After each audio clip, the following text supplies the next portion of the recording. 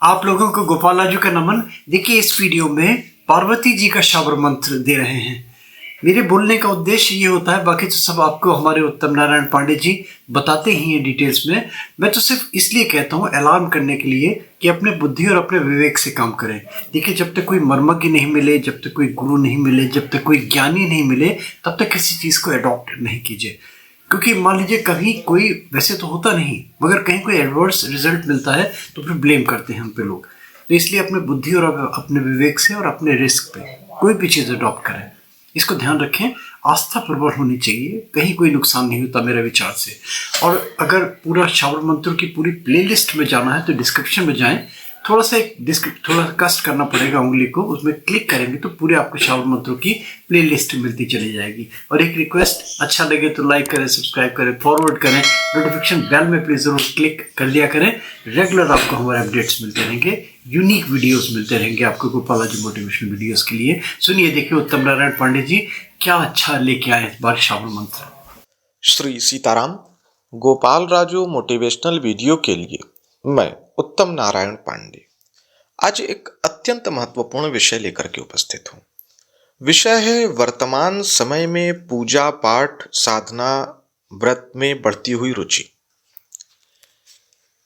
प्रथम दृष्टया ये बहुत सुखद लगता है जब मैं देखता हूँ कि ज्योतिष के प्रति लोगों का रुझान बहुत बढ़ा है, वास्तु के प्रति रुझान बढ़ा है, साधनाओं के प्रति जिज्ञासा बहुत अधिक बढ़ी है। जब किसी धार्मिक पुस्तकों की दुकान पर जाइए तो तंत्र मंत्र की किताबों की बढ़ती हुई बिक्री देखकर मन में सुखद एक अनुभूति होती है। लेकिन फिर एक प्रश्न उठता है कि क्या वाकई इसका लाभ मिल रहा है? क्योंकि वर्तमान परिप्रेक्ष्य में जबकि संयम का और श्रद्धा का पूर्ण अभाव है, कोई भी व्यक्ति लंबे समय तक प्रतीक्षा नहीं करना चाहता, तो क्या उन्हें ये उपलब्धि हो पाती है? इसी विषय को लेकर के मैंने बहुत मंथन किया। जैसा कि आप सभी जानते हैं कि हम लोगों की शाबर मंत्रों की श्रृंखला चल रही है, तो उसी में आदिशक्ति भगवती पार्वती के एक शाबर मंत्र की चर्चा लेकर के आज मैं उपस्थित हूं।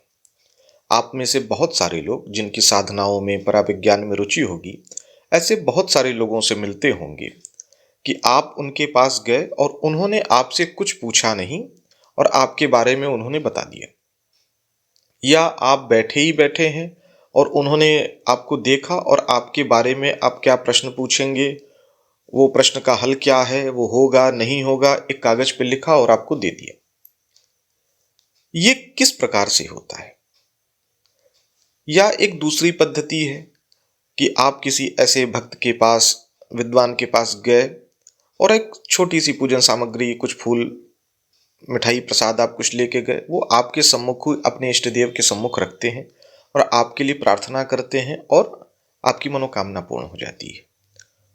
वो कैसे करते हैं? बहुत सारी विधाएं हैं, लेकिन शाबर अंतर्गत एक वो पद्धति जो किसी प्रकार के खतरे से दूर है, उसी की चर्चा आज मैं लेकर के उपस्थित हूं। यद्यपि शाबर संपूर्ण विद्या मेरी भक्ति और गुरु की शक्ति के कॉन्सेप्ट पर चलती है, यानी इसका आधा लाभ आपकी श्रद्धा भक्ति पर और आधा आपके समर्थ गुरु और गुरु पर आपकी श्रद्धा पर निर्भर है। तो यदि आपको गुरु के मार्गदर्शन में ये करने का सुअवसर मिले तब तो अति उत्तम। अन्यथा जो एक मैं सरल सा उपाय बता रहा हूं, विधान बता रहा हूं, इसको करिए, बहुत अच्छा लाभ होगा। करना ये है, किसी भी शुभ दिन स्नान आदि से पवित्र होकर के अपने घर के पूजन स्थल पर या देवी दुर्गा के किसी प्राचीन मंदिर पर या भगवती के किसी भी रूप के किसी मंदिर में बैठ जाएं।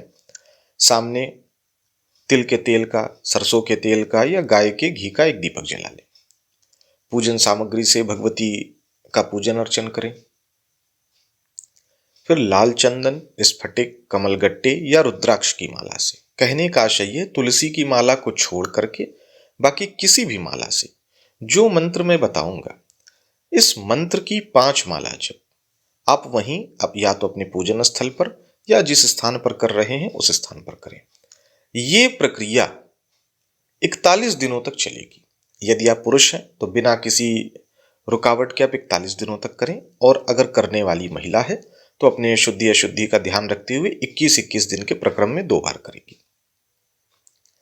यदि आप संयम और श्रद्धा पूर्वक इसको कर लेते हैं तो आपके भीतर एक पूर्वानुमान की शक्ति या किसी का भला करने की शक्ति आ जाती है।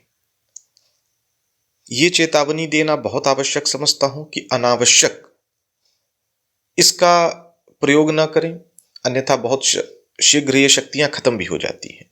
कभी बहुत आवश्यकता पड़ने पर ही इसका प्रयोग करें। इसका प्रयोग आप कैसे कर सकते हैं, इस विषय को आप कुछ इस तरीके से समझ लें। जैसे कोई व्यक्ति अपनी कोई समस्या लेकर के आता है और आप उसके निमित्त इस मंत्र की समस्या की गंभीरता को देखते हुए 1, 3, 5, 7 या 11 माला जप एक दीपक जला करके कर देते हैं और उसके लिए प्रार्थना करते हैं, तो उसके काम बन जाते हैं। और जब उसके काम बन जाए तो उसके नाम से कुछ भोग प्रसाद आदि भगवती को अर्पित करके वितरण कर दे। एक तो ये तरीका है। दूसरा ये तरीका है कि कोई व्यक्ति, अगर आप ज्योतिषी हैं या इस तरीके का कोई भी कार्यक्रम करते हैं, तो आपके पास कोई व्यक्ति आता है, इस मंत्र को मानसिक रूप से 3 बार जप करें और उस व्यक्ति के चेहरे को बहुत ध्यान से देखें। आपके भीतर स्वतः ये प्रेरित हो जाएगा कि ये व्यक्ति क्या पूछने आया है। और ज्यों ही आपको प्रथम बार जो प्रश्न के उत्तर आपके भीतर आए उसको आप लिख दें। अगर आपकी बुद्धि शुद्ध है तो वो सटीक बैठेगा। तो मंत्र मैं आपको बता दे रहा हूं। मंत्र है, आदिशक्ति गौरा पार्वती भई 3 जोड़ा, बनावे पाले और मारे, बालक करे पुकार, सब साधन विहीन एक सहारा माई का, हो माई को शरणागत, देवे सिद्धि करो प्रसिद्धि, जय जय गौरा माई की।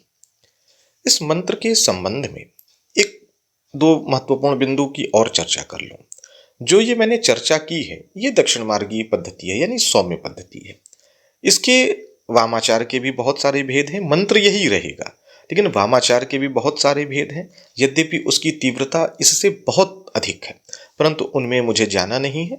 मैं एक सौम्य प्रक्रिया जो सार्वजनिक जितनी की जा सकती है उतना मैंने किया है। श्रद्धापूर्वक करें, और अगर किसी विद्वान के मार्गदर्शन में करें तो इसके परिणाम बहुत जल्दी और बहुत अच्छे आपको प्राप्त होंगे। सीताराम।